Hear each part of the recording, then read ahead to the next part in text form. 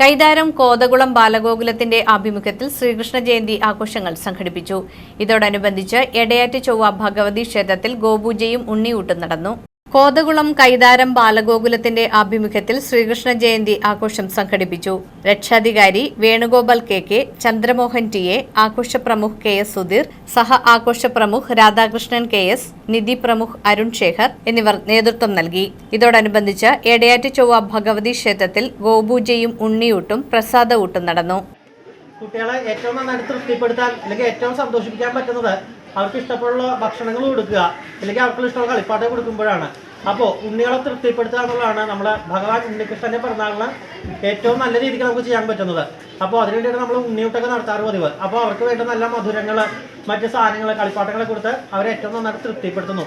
അതേപോലെ തന്നെ പുതിയ തലമുറയുടെ ഒരു നാഴിക കല്യാണമാണ് ഈ ഉണ്ണികളിലേക്ക് പിള്ളേർ.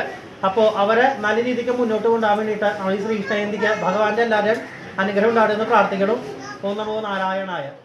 Aji എടയാറ്റ്, Nitish, Ranjith, Krishnakumar, KS Sudheer, Sinoj, TD Biju, Sumi Sudheer, Sini Sajith, Vinoj, Manoj KA തുടങ്ങിയവർ നേതൃത്വം നൽകി.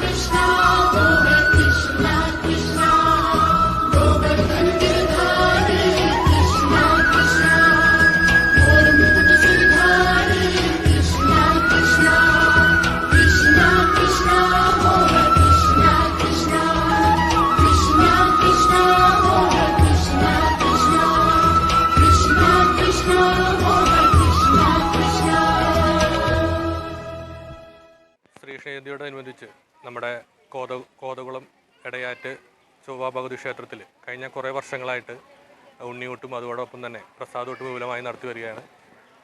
ഇത്തവണയും അതുപോലെ നിരവധി കുട്ടികളാണ് ഉണ്ണിയൂട്ടുമായി ബന്ധപ്പെട്ട് ഇന്ന് ഈ ചടങ്ങിൽ പങ്കെടുത്തിട്ടുള്ളത്. തുടർന്ന് ഇതിന് ശേഷം പ്രസാദൂട്ടും ഉണ്ടായിരിക്കുന്ന ഈ നാട്ടിലെ സകല ആളുകളും ഈ പ്രസാദൂട്ടിലും പങ്കെടുക്കുന്നതാണ്. കഴിഞ്ഞ കുറേ വർഷങ്ങളായിട്ട് നമ്മൾ ഈ ഒരു ഉണ്ണിയൂട്ടിന് നിരവധി കുട്ടികളാണ് ഈ ആഘോഷങ്ങൾക്ക് പങ്കെടുക്കുന്നത്. ഇതിനെ തുടർന്ന് വൈകുന്നേരം മഹാശോഭയാത്രയും ഉണ്ടായിരിക്കുന്നതാണ് ഇവിടെ.